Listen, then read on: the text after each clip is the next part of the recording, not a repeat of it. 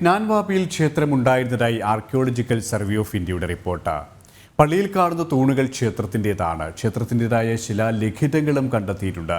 കോടതി നിർദ്ദേശത്തെ തുടർന്നായിരുന്നു SI പ്രദേശത്ത് സർവേ നടത്തിയത്. ഇവരുമായി ഗൗതം ചേരുകയാണ് ഡൽഹിയിൽ നിന്നും. ഗൗതം പറഞ്ഞതുപോലെ തന്നെ കോടതി നിർദ്ദേശത്തെ തുടർന്നാണ് സർവേ നടത്തിയത്. ഇപ്പോൾ ഈ ഒരു സർവേ റിപ്പോർട്ട് പ്രസിദ്ധീകരിക്കുകയും ചെയ്തത്. എന്തൊക്കെ കാര്യങ്ങളാണ് ഈ റിപ്പോർട്ടിൽ പരാമർശിക്കപ്പെടുന്നത്?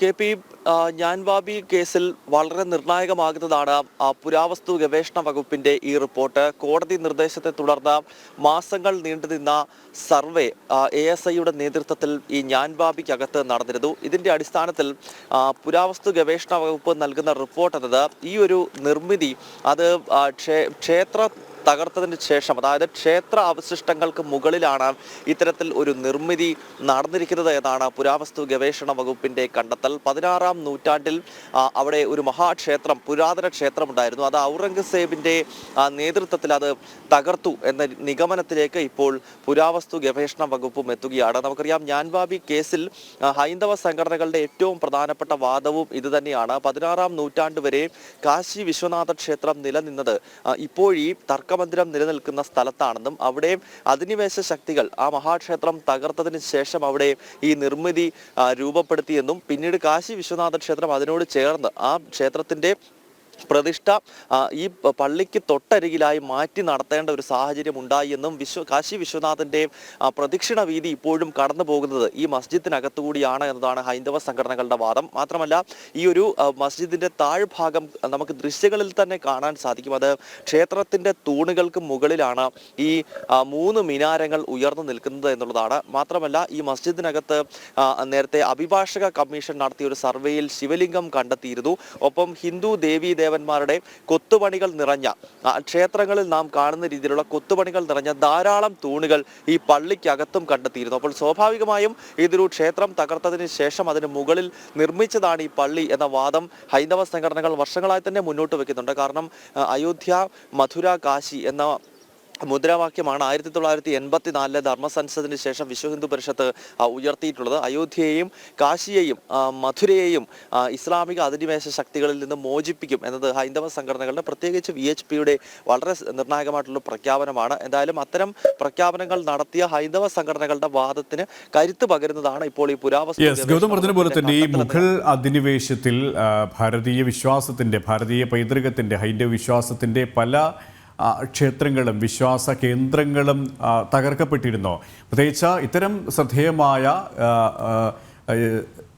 വിശ്വാസ കേന്ദ്രങ്ങൾ തകർത്ത് അവിടെയാണ് അവരുടെ ആരാധന കേന്ദ്രങ്ങൾ, മുഗൾ അധിനിവേശത്തിൻ്റെ ഇസ്ലാമിക അധിനിവേശത്തിൻ്റെ ആരാധന കേന്ദ്രങ്ങൾ നിർമ്മിച്ചത് എന്നുള്ള വസ്തുതയുണ്ട്. ഈ വസ്തുതകൾ നമ്മുടെ ഇത്രയും കാലമുള്ള ചരിത്ര പുസ്തകങ്ങൾ, ചരിത്ര അന്വേഷകർ ബോധപൂർവം തിരസ്കരിക്കുകയാണ് ചെയ്തത്. പിന്നീട് ഇപ്പോഴുള്ള സർക്കാർ അധികാരത്തിൽ വന്ന ശേഷമാണ് കൃത്യമായ രീതിയിൽ എന്താണ് ചരിത്രം, എന്താണ് യാഥാർത്ഥ്യം എന്നത് നമ്മളടക്കം, വിദ്യാർത്ഥികളടക്കം, പൊതുസമൂഹമടക്കം തിരിച്ചറിയുന്നതും ഇത്തരത്തിലുള്ള പരിശോധനകൾ നടത്തുന്നതും. ഗൗതം പറഞ്ഞതുപോലെ തന്നെ ചില ഹൈന്ദവ സംഘടനകളുടെ ആവശ്യങ്ങൾ അത്രത്തോളം ഗൗരവത്തോടെ വിലയിരുത്തപ്പെടുകയൊക്കെ ചെയ്യുന്നുണ്ട്. പ്രത്യേകിച്ച് നമുക്കറിയാം, കേരളത്തിലടക്കം ടിപ്പുവിൻ്റെ അധിനിവേശത്തിൽ, പടയോട്ടത്തിൽ തകർക്കപ്പെട്ട എത്രയോ ക്ഷേത്രങ്ങൾ ഉണ്ട്. ഇപ്പോഴും ആ അധിനിവേശത്തിൻ്റെ അവശിഷ്ടങ്ങൾ നമുക്ക് മുന്നിലുണ്ട്. ഇവിടെയാണ് ഇത്തരം പരിവേഷണങ്ങളും കണ്ടെത്തലുകളും വളരെ ഗൗരവത്തോടെ വിലയിരുത്തപ്പെടേണ്ടതല്ലേ?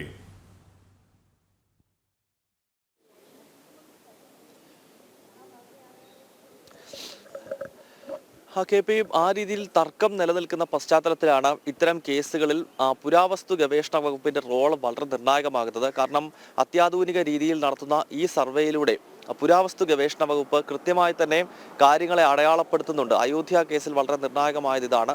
പിന്നീട് ഇപ്പോൾ ജ്ഞാൻവാപിയിലും ഈ റിപ്പോർട്ടിനകത്ത് ചൂണ്ടിക്കാണിക്കുന്നത് 16-ാം നൂറ്റാണ്ട് വരെ അവിടെ ഒരു പ്രധാനപ്പെട്ട ക്ഷേത്രം നിലനിന്നിരുന്നു. ആ ക്ഷേത്രം തകർത്ത് അതിൻ്റെ അവശിഷ്ടങ്ങൾക്ക് മുകളിൽ പള്ളി നിർമ്മിച്ചു എന്നുള്ളതാണ്.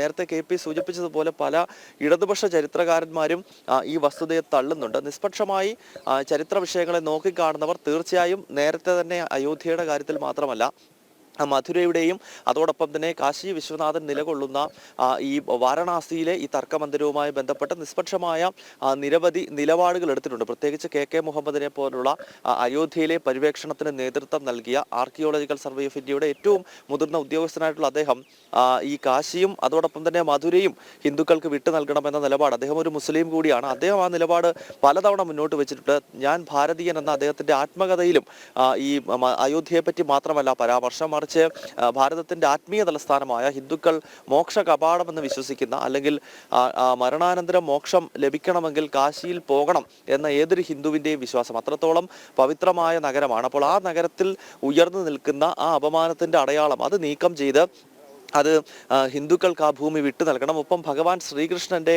ജന്മം കൊണ്ട് പരിപാവനമായ ഉത്തർപ്രദേശിലെ തന്നെ മധുര, ഈ പ്രദേശങ്ങൾ ഹൈന്ദവ സമൂഹത്തിന് വിട്ടു നൽകണമെന്ന് കെ മുഹമ്മദ് തന്റെ ആത്മകഥയായിട്ടുള്ള ഞാൻ ഭാരതീയനിൽ പറയുന്നു. ധാരാളം ചരിത്രകാരന്മാർ, പ്രത്യേകിച്ച് ഭാരതത്തിനകത്ത് നിന്ന് മാത്രമല്ല, നൂറ്റാണ്ടുകൾക്ക് മുമ്പ് ഏതാണ്ട് 17-18 നൂറ്റാണ്ടുകളിൽ ഭാരതത്തിന്റെ വിവിധ ഭാഗങ്ങൾ സന്ദർശിച്ചിട്ടുള്ള നിരവധി ഇംഗ്ലീഷ് ചരിത്രകാരന്മാരും ഈ അയോധ്യയുടെ കേസ് മാത്രമല്ല, കാശിയിലെ പുരാതന ക്ഷേത്രം തകർത്ത് പള്ളി നിർമ്മിച്ചതിനെ പറ്റി നിരവധി രേഖകളിൽ ചൂണ്ടിക്കാണിക്കുന്നുണ്ട്. അതിനാൽ ഇടതുപക്ഷ ചരിത്രകാരന്മാർ തീർച്ചയായും ഇതിനെ വളച്ചൊടിച്ചു, ഈ വസ്തുതകളെ തിരസ്കരിച്ചു. ഇത് അംഗീകരിക്കുന്ന മുസ്ലിം സമൂഹത്തെ കൊണ്ട് പോലും ആ രീതിയിൽ ചിന്തിപ്പിക്കാതെ അതിനിടയിൽ ഒരു വിഭജനത്തിന്റെ വിള്ളലുണ്ടാക്കി വിട്ടത് ഇടത് ചരിത്രകാരന്മാരാണ്. ഇക്കാര്യം കെ മുഹമ്മദിനെ പോലുള്ളവർ പലതവണ ഈ കാലഘട്ടത്തിലും ആവർത്തിച്ച് പറയുന്നുണ്ട്. എന്തായാലും ഇത്തരം രാജ്യവിരുദ്ധ ശക്തികൾക്ക് വലിയ തിരിച്ചടിയാണ് ഇപ്പോൾ ഈ ASIയുടെ ഈ കാശിയിൽ നിന്നുള്ള ഈ റിപ്പോർട്ട്. KP. യെസ്, ഏതായാലും ജ്ഞാൻവാപിയിൽ ക്ഷേത്രമുണ്ടായിരുന്നതായാണ് ആർക്കിയോളജിക്കൽ സർവേ ഓഫ് ഇന്ത്യയുടെ കണ്ടെത്തൽ റിപ്പോർട്ട്. പള്ളിയിൽ കാണുന്ന തൂണുകൾ ക്ഷേത്രത്തിൻ്റെതാണ്. ക്ഷേത്രത്തിൻ്റെതായ ശിലാലിഖിതങ്ങളും കണ്ടെത്തിയിട്ടുണ്ട്. കോടതി നിർദ്ദേശത്തെ തുടർന്നായിരുന്നു SI പ്രദേശത്ത് സർവേ നടത്തിയിരുന്നത്. വിവരങ്ങളാണ് ഡൽഹിയിൽ നിന്നും ഗൗതം നൽകിയത്.